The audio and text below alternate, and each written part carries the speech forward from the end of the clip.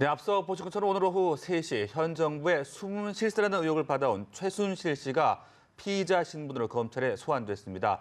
최순실 관련 수사로 정치권도 크게 요동을 치고 있는데요. 네, 이번 조사가 정치권에 어떤 영향을 미칠지 이상일 전 새누리당 의원과 자세히 짚어보겠습니다. 어서 오세요. 네, 안녕하세요.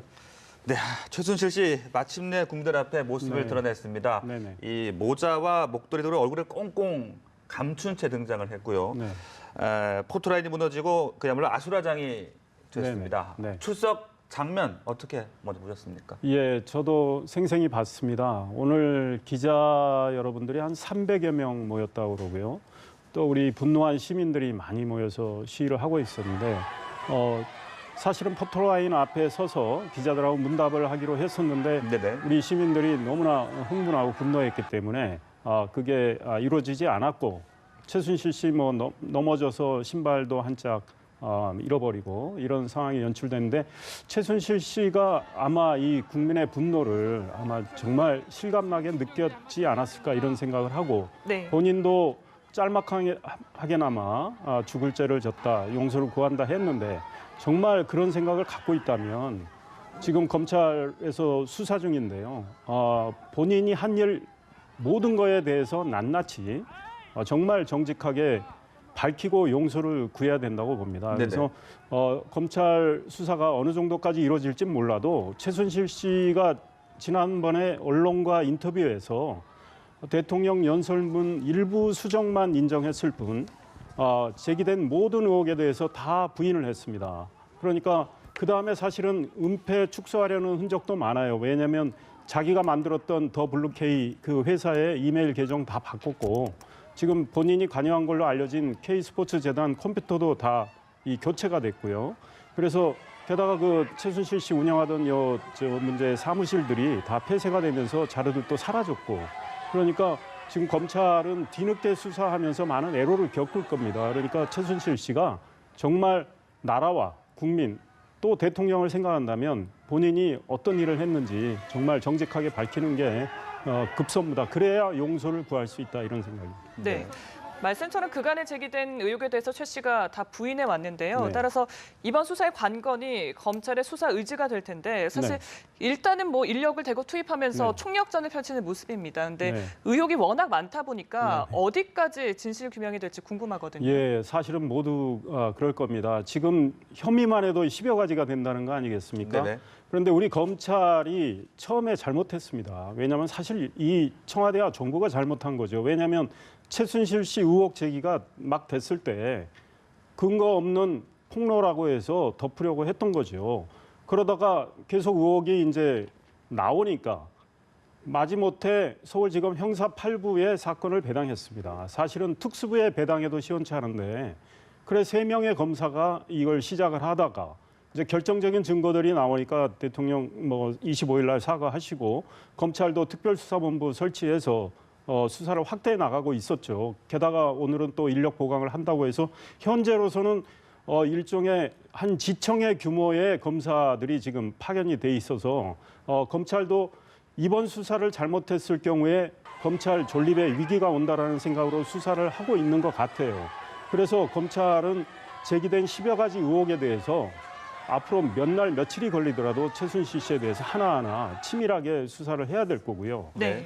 지금 특검이 여야 간에 서로 이견 때문에 조기에 발동되기 어려운 형국이니까 검찰이 정말 수사를 제대로 해주지 않으면 지금 정치검찰이라는 이런 소리를 들어온 검찰은 이 다음에 수사 결과가 만약에 시원찮으면 국민들이 더욱 분노하게 될 거고 검찰은 설당이 없게 될 겁니다. 네. 그런데 이번 수사가 사실 그 최측근이었던 고영태 씨로부터 촉발된 측면이 네. 있는데요. 네. 오늘 오전까지 1박 2일 동안 조사를 마쳤습니다. 네네. 고 씨의 그간의 행적은 좀 어떻게 보셨습니까? 그러니까 고영태 씨가 오늘 이제 이번에 1박 2일 수사 받기 전에 또 2박을 하면서 수사를 받았잖아요. 네네. 그리고 수사 받기 전에는 잠시 외국에 나갔다가 들어왔지 않습니까? 벌써 이제 이 의혹이 제기된 상황에서 최순실 씨가 여러 가지 은폐 축소, 증거인멸 등을 했을 가능성이 있고 고영태 씨는 최순실 씨하고 관계가 조금 틀어졌다는 이야기가 있지만 본인은 본인대로 그 혐의에서 벗기 위해서 네. 최순실 씨 쪽에 책임을 좀 전가하는 측면도 있고 한데요.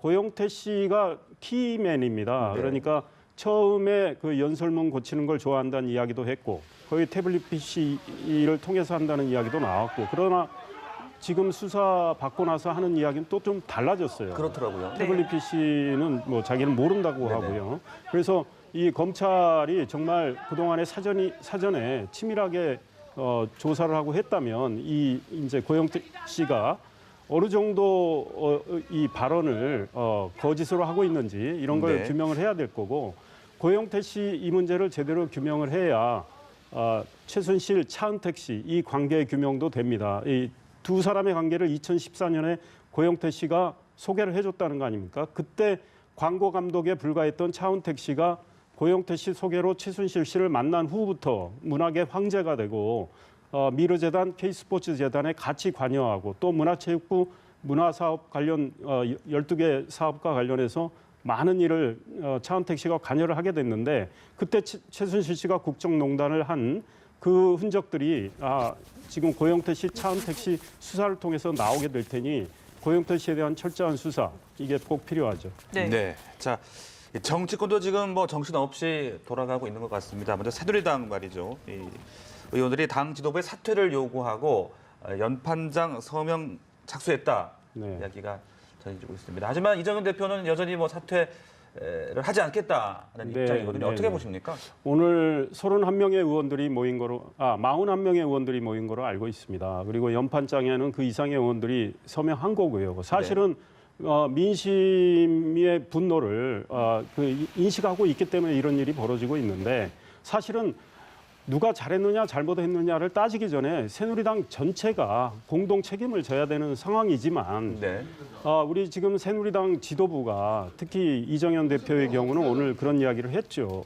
나는 선장으로서 배가 순항을 하든 순항을 하지 않든 배를 끝까지 책임질 그런 각오가 돼 있다. 그러니까 물러날 생각이 없다는 거 하는데 네. 지금 사실은 선장에 대한 의문이 들고 있는 거고 국민들은 선장에 대한 신뢰를 지금 사실 하지 않고 있는 상황입니다. 왜냐하면 그 선장이 청와대 대통령에 대해서 할 말을 하지 못했단 말이에요. 그래서 심지어 당무수석이라는 이야기까지 나왔고 대통령 25일 사과가 매우 미진했지만 그때 그 사과와 관련해서 본인도 친구들한테 물어본다 이런 이야기를 하면서 또 빈축을 샀어요. 그래서 네네. 새누리당 지도부가 대통령에게 청와대 인적쇄신, 내각의 인적쇄신을 강조했습니다.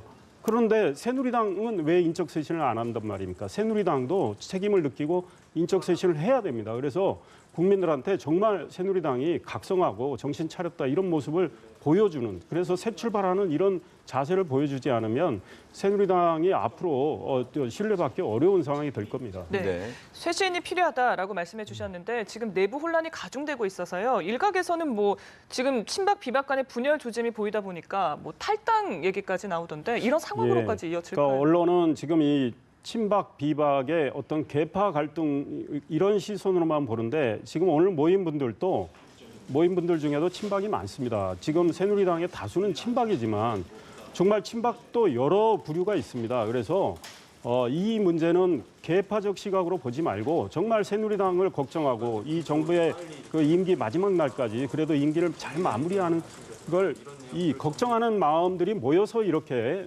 쇄신하자는 목소리가 나온다고 봅니다. 그래서 탈당까지 뭐 생각하는 건 너무 예단이다. 왜냐하면 새누리당이 어떻게 가야 이 국면을 잘 수습을 하고 또 국가 위기를 우리가 정치권에 책임 있는 여당으로서 잘 관리할 건가 이거에 대한 고민에서 나오는 건데요. 아마 새누리당 지도부도 오늘은 그런 입장을 냈지만 저는 머지않아 새누리당 지도부도 결단을 하리라고 생각을 하고 있습니다. 네. 그 거국 내각 구성 얘기도 좀 해보고 네. 싶거든요. 네.